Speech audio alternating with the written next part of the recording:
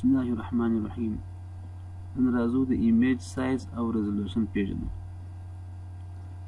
ایمیج منیو، ایمیج سایز او د دې شارټکټ کې د الټ کنټرول آی دا کلیک کوم. دلته موږ ته ایمیج سایز ډایلاګ باکس راخلاص کړي. په دې کې پریویو ایمیج هم شته. که دغه عکس موږ سلیکټ کړو یا انتخاب کړو نو سکرول یا حرکت هم ورکولی شو. د جمع علامې ته ټاینس پلس او د منفي علامې ته ماینس ساین ویل کیږي. په دې باندې موږ عکس یا د عکس پریویو غټولی او کوچني کولی شو. که موږ د تور ډایلاګ باکس څخه د باندې د عکس پر یوه ساحه کلیک وکړو نو موږ ته به د ډایلاګ باکس په پریویو کې هغه ساحه راښکاره او رانږدې کړي. د مثال په ډول زه راځم پر دغه ټکي کلیک کوم نو موږ ته به په پریویو کې همدغه ټکي راښکاره کړي یا رازوم کړي. موږ د ډایلاګ باکس په لوړ طرف کې د ډایمنشن برخه لرو په کوم کې چې اوس د عکس پکسلونه معلومیږي. که وغواړو چې دغه پکسلونه بدل کړو نو پر ایرو هیډ باندې کلیک وهو. د پکسل څخه یې ملیمتر، سانتي متر، پوینټ، انچ دغه ته هم اړولی شو. خو د عکس لپاره نړیوال سټنډرډ همدغه پکسل دی. په لوړ طرف کې موږ د عکس سایز په میګا بایټ سره وینو چې عکس په دغه اندازه په میموري کې ځای نیولی دی. یو پکسل په میموري کې 3 بایټه ځای نیسي او ار پکسل موږ مخکې ویلي وه چې د 2 رنګو څخه جوړ دی. آر جی بي، آر یو بایټ ځای نیسي، جی یو بایټ ځای نیسي او بي هم یو بایټ ځای نیسي چې 3 سره جمع کې نو 3 بایټه شوه. یعنې یو پکسل په میموري کې 3 بایټه ځای نیسي. بایټ تر ټولو کوچنۍ ترینه برخه ده په میموري کې. اوس موږ راځو د عکس د جګوالي او پراخوالي پکسلونه سره ضربوو، ګورو چې موږ دغه سایز په لاس راکوي که یا. لومړی غواړم چې په دې باندې ځان پوه کړم چې آیا زموږ عکس همدغونه امبي دی که نه دی. زموږ عکس په میموري کې په همدغه امبي باندې ځای نیولی دی که یا. نو لومړی راځم د عکس د جګوالي او پراخوالي پکسلونه زه سره ضربوم. 921 ضربې 1290 موږ ته 2,04,450,959 پکسله په لاس راغله چې یعنې زموږ عکس دغو پکسلو څخه جوړ دی. یعنې دغونه پکسلونه په ځان کې لري. په دویم قدم کې موږ دغه پکسلونه بایټ ته اړوو. اوس راځم دغه پکسلونه زه ضربوم په 3 کې ځکه چې هر پکسل د 3 بایټ څخه جوړ دی. ضربې 3 دغه بایټونه شوله. مخکې چې هغه پکسلونه وه موږ پکسلو په میموري کې په دغه بایټه باندې ځای نیولی دی. دغه بایټونه زه اخلم تقسیموم یې پر کیلو بایټ باندې. نو 1 کیلو بایټ 1040 بایټه کېږي.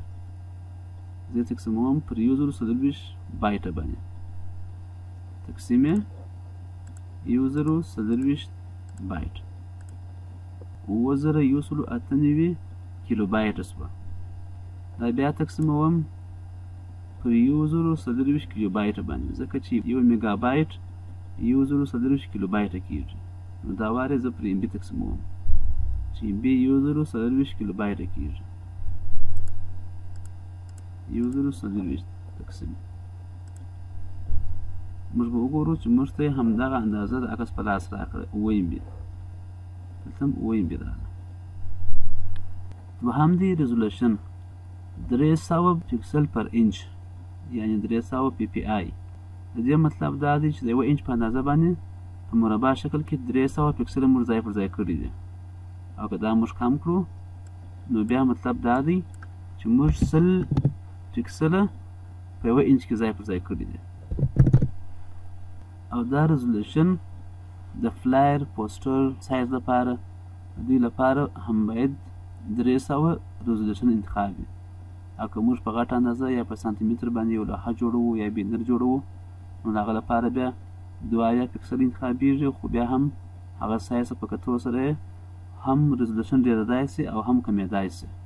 خو باید په بینر کې موږ په دغه اندازه باندې پکسل پر انچ رانولو ځکه چې دلته سایز ډېرېږي.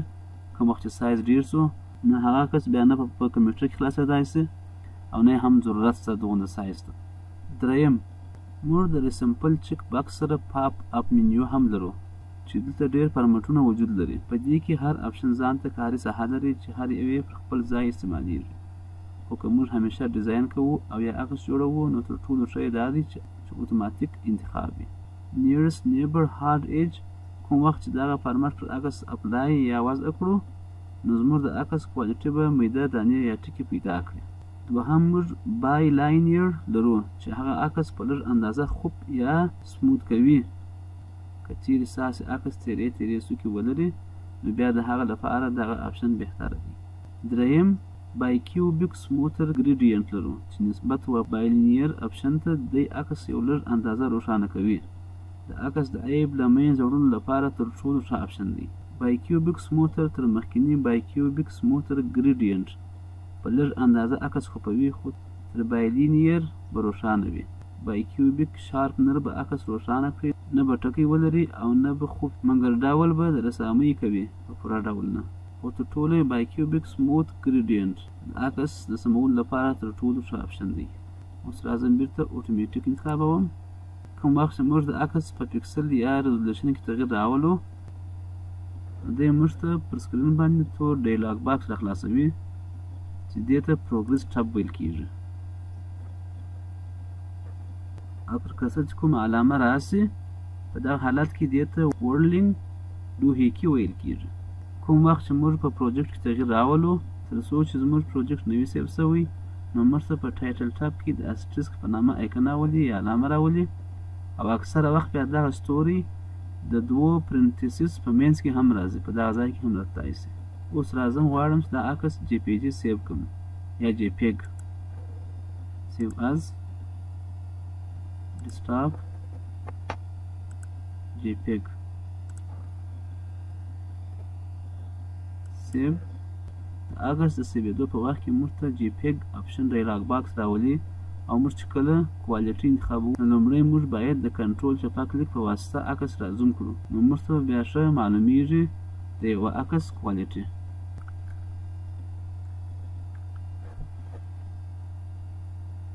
که زه اوس دلته کوالټي زیاتوم یا کموم نو موږ ته په پریویو کې معلومیږي چې زموږ د عکس کوالټي په کومه اندازه کې. که زه ډېره کمه کړم زموږ د عکس کوالټي به خرابه سي او که یې ډېره کړم نو کوالټي به یې سمه سي.